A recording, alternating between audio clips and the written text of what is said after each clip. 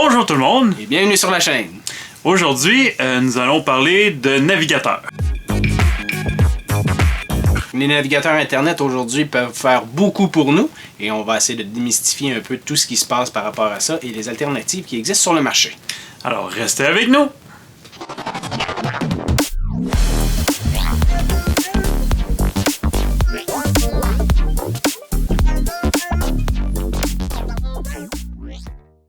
Les navigateurs. Ouais, les navigateurs Internet. Dans le fond, on sait tous que notre Windows national et notre Mac national viennent avec des logiciels de navigation Internet intégrés dans le système d'opération. Chez Microsoft, on parle de Microsoft Edge, qui était anciennement Internet Explorer. Et chez Mac, eh bien, c'est notre fameux Safari qui est là. Rien de mal pour ces deux logiciels-là. Les deux fonctionnent très bien. Les deux peuvent faire très bien le travail. Par contre, il y a certaines limitations ou il y a certaines choses qui sont peut-être un petit peu moins intéressante chez ces deux compagnies-là. Donc, ça serait peut-être important de regarder pour des alternatives.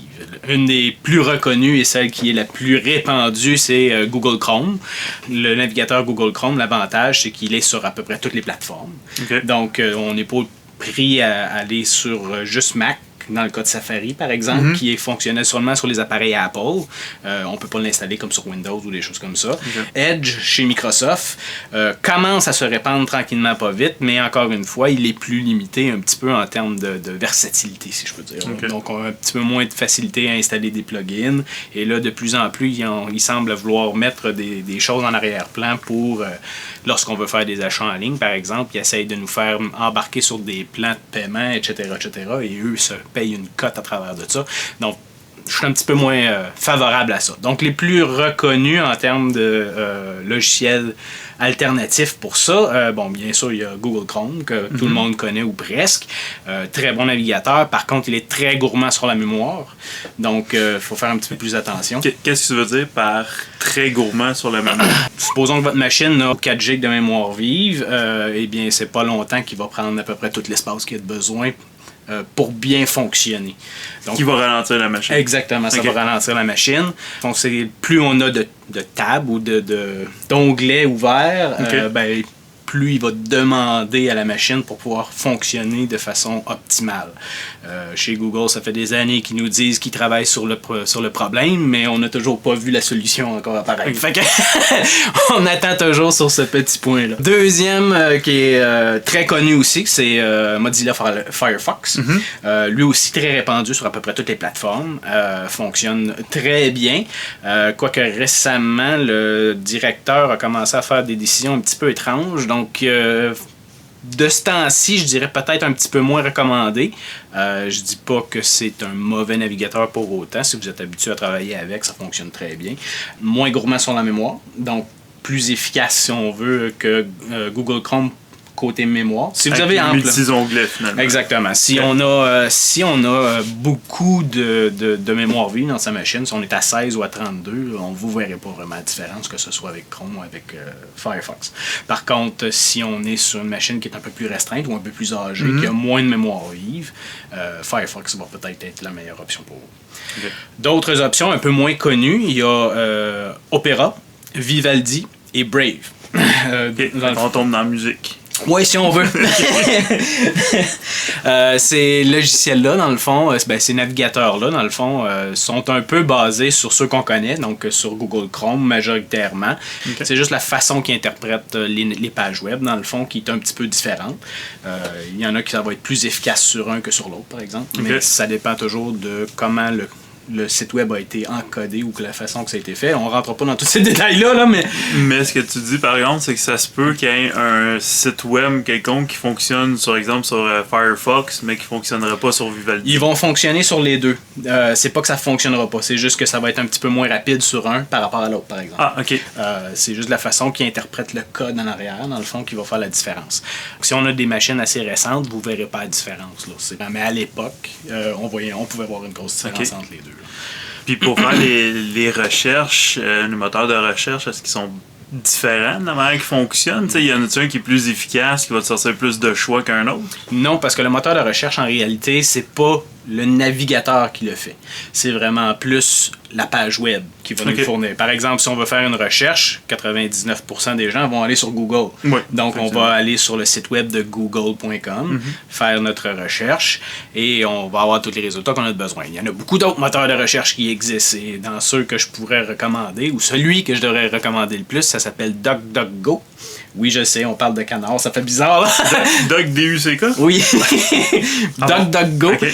Oui, c'est la grosse différence par rapport à Google, c'est qu'il ne retient aucune donnée, si on veut, de ce qu'on recherche.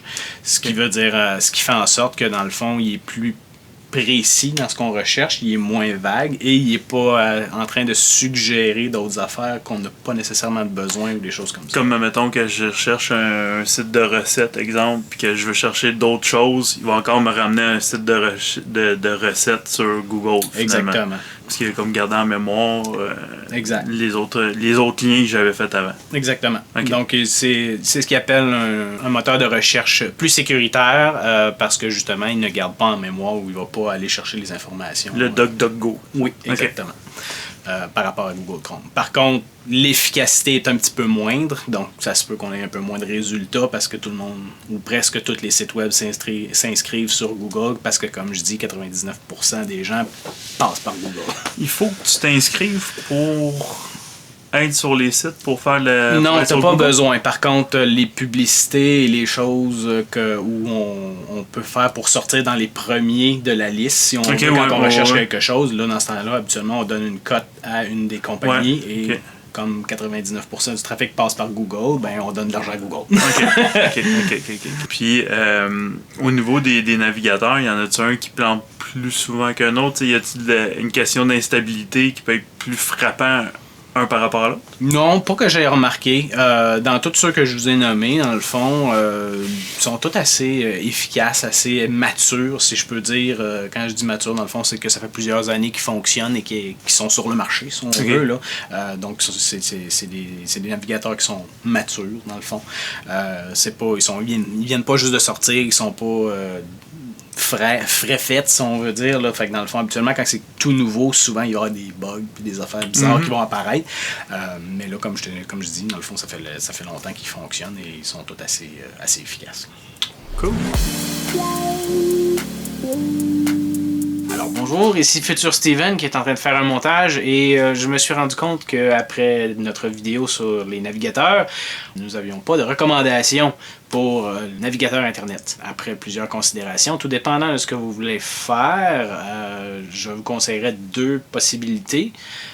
Moi, j'irais plus avec les plus petits joueurs, donc je viserais peut-être un petit peu plus sur Brave, qui est un navigateur plus rapide, où il y a déjà l'anti-publicité qui fait en sorte que nous avons moins de publicité lorsqu'on navigue sur Internet.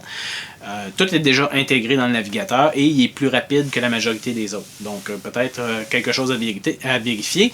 Juste à aller voir dans le fond dans la description que je vais laisser le lien vers le navigateur. Sinon, si vous voulez beaucoup plus d'options dans votre navigateur, j'irai peut-être un petit peu plus vers DaVinci. Le pourquoi, c'est qu'il y a même à l'intérieur du navigateur, ils sont en train d'intégrer un serveur de courriel. Donc, ça devient un peu comme un Outlook, si vous voulez, mais directement dans le navigateur Internet. Donc, ça pourrait être quelque chose qui pourrait peut-être vous intéresser. Et j'ai vu qu'ils travaillaient sur d'autres petites options comme ça qui pourraient peut-être vous intéresser aussi. Donc, encore une fois, allez voir dans la description. Vous allez sûrement trouver ce que vous cherchez. C'est quoi un plugin? Un plugin, dans le fond, c'est un petit micro-logiciel, si tu veux, qu'on peut installer sur notre navigateur. Par exemple, il y a souvent des plugins qu'on va aller chercher pour empêcher les publicités d'apparaître sur notre site web. Il y en a plusieurs autres plugins qui existent. Il y en a probablement que vous utilisez sans le savoir. Par exemple, si on va sur Chrome, on va sur le site d'application de Google. Okay. Juste à taper dans Google, justement. Plugin. Extension Google. Okay. Et vous allez trouver un paquet de petits logiciels que vous pouvez installer directement dans votre navigateur et qui va vous aider pour beaucoup de choses. Comme par exemple, dans pas long, on va sûrement avoir un autre sujet. Les mots de passe, par exemple? Primeur, là, on va parler de on va parler de mots de passe bientôt et on va parler de gestionnaire de mots de passe et il y a certains gestionnaires de mots de passe qui ont un plugin directement dans le navigateur qui va nous aider à retenir les mots de passe qu'on écrit au fur et à mesure directement dans ce petit plugin. Donc un plugin, c'est comme un micro-logiciel à même le navigateur qui va nous permettre d'aller garder des informations. Oui, finalement. enfin, un plugin c'est anglais, dans le fond, en français on appelle ça une extension. Et ça le dit, dans le fond, c'est une extension. C'est quelque chose qui va s'adapter, si vous voulez, dans le fond, ou qui va s'agripper. Fait que ça va faire une extension, si vous voulez, au logiciel principal, qui se trouve être dans ce cas-ci le navigateur Internet, et qui va nous donner des options supplémentaires ou des fonctionnalités supplémentaires qui n'existent pas dans le navigateur. OK, cool.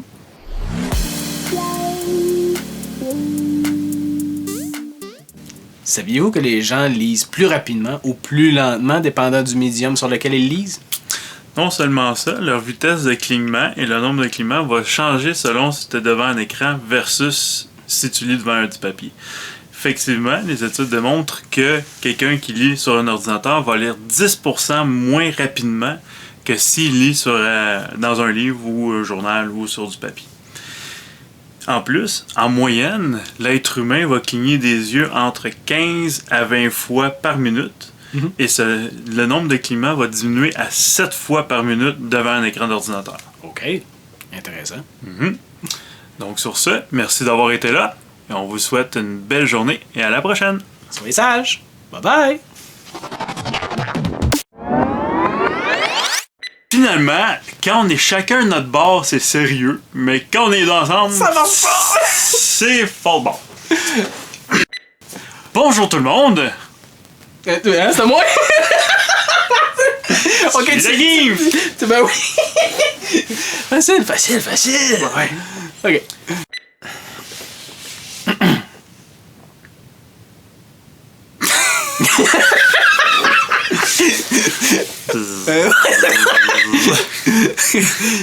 Brain fart. On attend toujours sur ce petit point-là. Comme avec le système de santé actuel, finalement. Oui, ça ressemble un petit peu à ça. Oui, pas juste ça. En plus, les gens... Oui, quoi? Qu'est-ce qu'il y a que j'ai fait? Brain fart!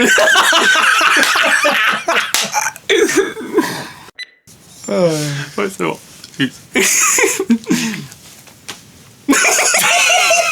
Ok, c'est bon, aujourd'hui.